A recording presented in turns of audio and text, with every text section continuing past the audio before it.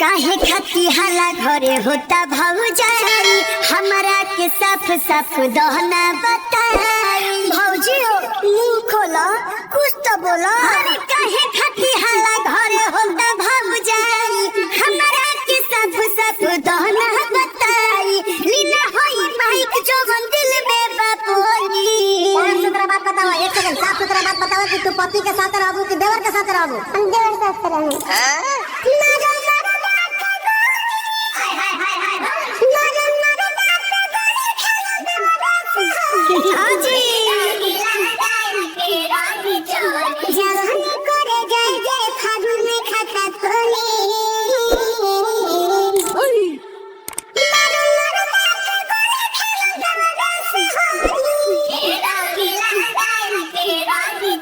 अरे जगे दर्द मरद के रूबा बतारू हो।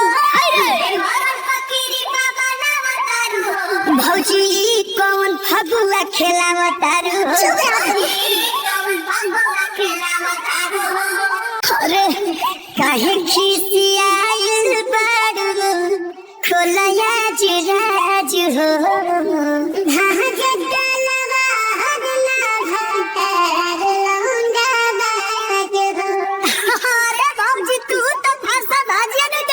सारा मीडिया समाज की आवाज के उठाई बड़ो खतरनाक बाकी बोलतारू भोली। यार कोनो दिक्कत बा कोनो परेशानी बा फिर से पूछा तनी के करा पर हम देवर साथ रहन ना बोलबू।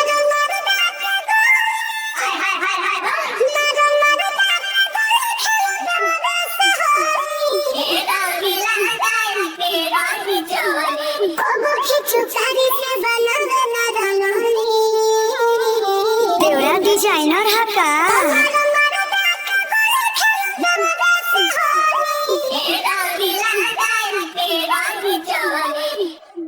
अरे कांड तू बरांड कोइलू हंसता जवान हो।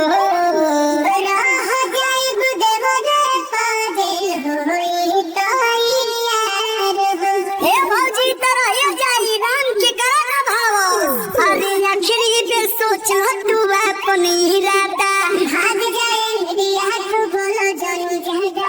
बोलो अखिलेश लेके चला पंडोली। नमस्कार प्रणाम कैमरामैन फोकस करो। ये औरत अपने पति के साथ नहीं रहना चाहती लेकिन लास्ट में पूछा था नहीं के करा साथे रहो। हम देवर साथ रहो। ई ना माने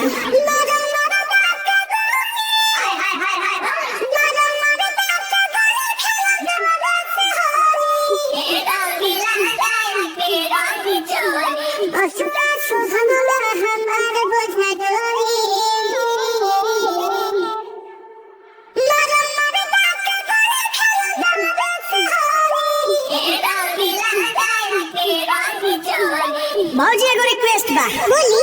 भर होली देवर साथे रह जा लेकिन 11 महीना मरद साथे रह, मरद के मत छोड़ा। ओके।